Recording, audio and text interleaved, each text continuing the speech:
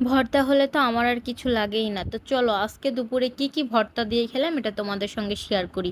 তো ১ম এই ছিল এটা রসুন ভর্তা। রসুন ভর্তাটা বেশ মজা ছিল। এর জন্য আমি ১ম এই রসুন ভর্তা দিয়ে খেয়ে নিলাম। তারপরে এটা ছিল চিংড়ি শুঁটকি ভর্তা। চিংড়ি শুঁটকি কিন্তু অনেক মজা লাগে। যারা খেয়েছে তারা অবশ্যই জানে। এটা ছিল লইট্টা মাছের ভর্তা। সবাই তো লইট্টা শুঁটকি খেয়েছে বাট আমি মাছ দিয়েই করেছি। যদি এটা তোমাদের রেসিপি লাগে আমাকে বলতে পারো, আমি দিয়ে দিব। তারপরে ছিল তোমার আলু দিয়ে, পটল দিয়ে এবং চিংড়ি মাছের একটা তরকারি। এটা আমার কাছে বেশ মজা লেগেছে। তো আজকের মতো এতটুকু। আল্লাহ হাফেজ।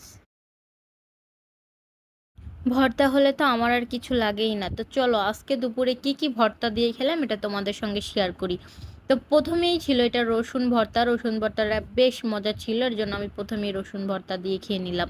তারপরে এটা ছিল চিংড়ি শুঁটকি ভর্তা। চিংড়ি শুঁটকি কিন্তু অনেক মজা লাগে। যারা খেয়েছে তারা অবশ্যই জানে। এটা ছিল লইট্টা মাছের ভর্তা। সবাই তো লইট্টা শুঁটকি খেয়েছে বাট আমি মাছ দিয়েই করেছি। যদি এটা তোমাদের রেসিপি লাগে আমাকে বলতে পারো, আমি দিয়ে দিব। তারপরে ছিল তোমার আলু দিয়ে, পটল দিয়ে এবং চিংড়ি মাছের একটা তরকারি।